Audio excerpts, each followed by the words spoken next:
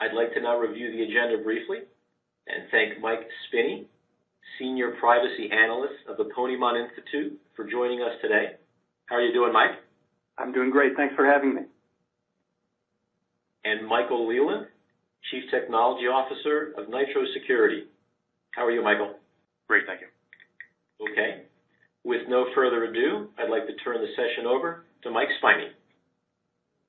Thanks, Jerry, and again, thank you to NitroSecurity for asking me to participate in this. One of the great things about working with the Ponemon Institute is I get a chance to meet a lot of companies that are doing some great things in information security, particularly the technologies that apply to protecting sensitive information. And I've known Nitro for a few months now, and just impressed with what they've been doing.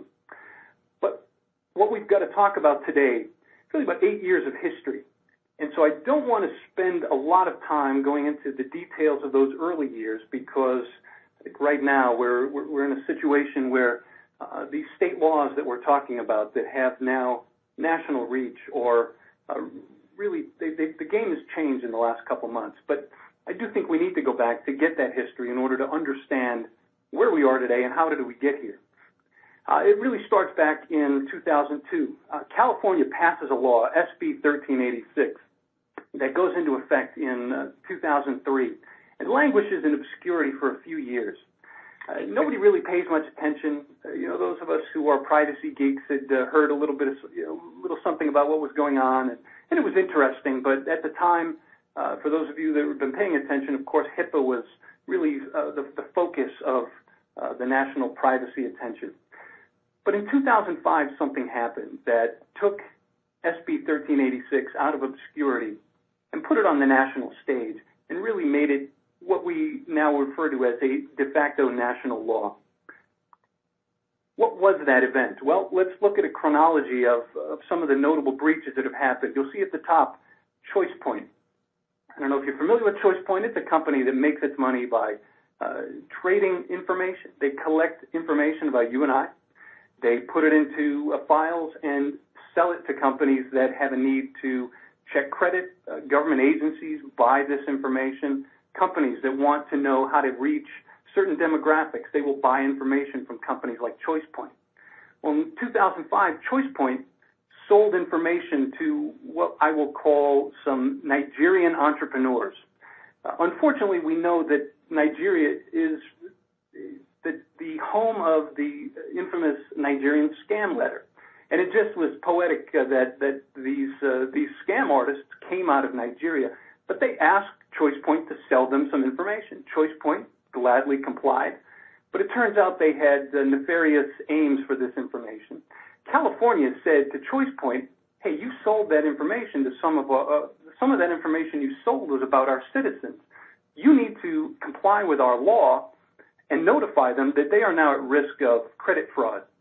ChoicePoint said, well, we're in Georgia. We're not a California company. We don't have to comply.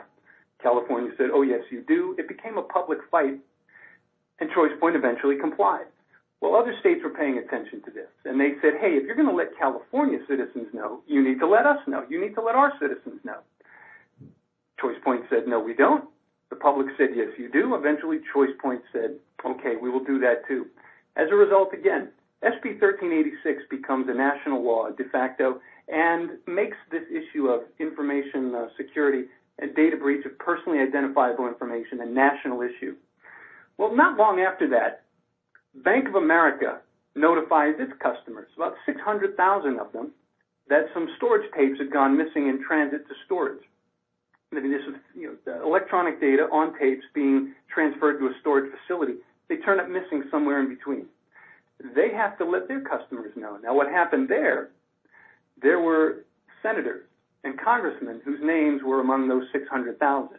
So suddenly Washington, D.C. says, hey, this is an issue we need to pay some attention to. Hearings are held in Washington, D.C., and now this issue starts to really take on some momentum.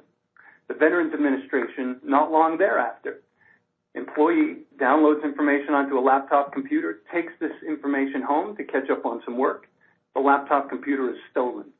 Millions of U.S. veterans, myself among them, get letters from the VA saying, this is what happened. And there was a precedent set there. First of all, it highlighted the vulnerability of information on mobile devices. Laptop computers are generally involved in about half of the data breaches that take place every year. But there was an interesting precedent set there, and that the Veterans Administration set aside some money because they said in case somebody has financial harms that are not covered by typical liability limitations, we need to have money available to make them whole. That was an important precedent because up until then, nobody had even so much as admitted that a data breach could result in harm. Adding to the potential cost for a data breach.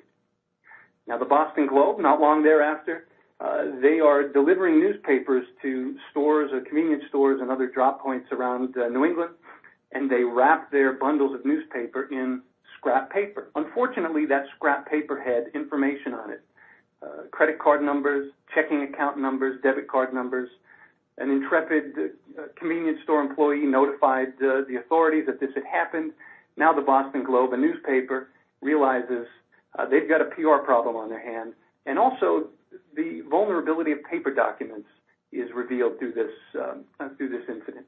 TJX, transmitting information in the clear over wireless networks, ward drivers parking in the parking lot are able to tap into those transmissions, steal information, execute credit fraud.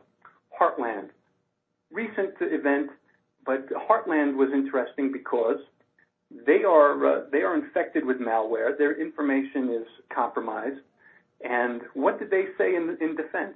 Well, we were compliant with PCI DSS, the payment card industry digital security standard. We shouldn't have, we did everything we could have. Well, that really set the bar with compliance, in that it's not a goal, it's a starting point. And so these issues, because of these notable breaches, have reached to the point where we are today.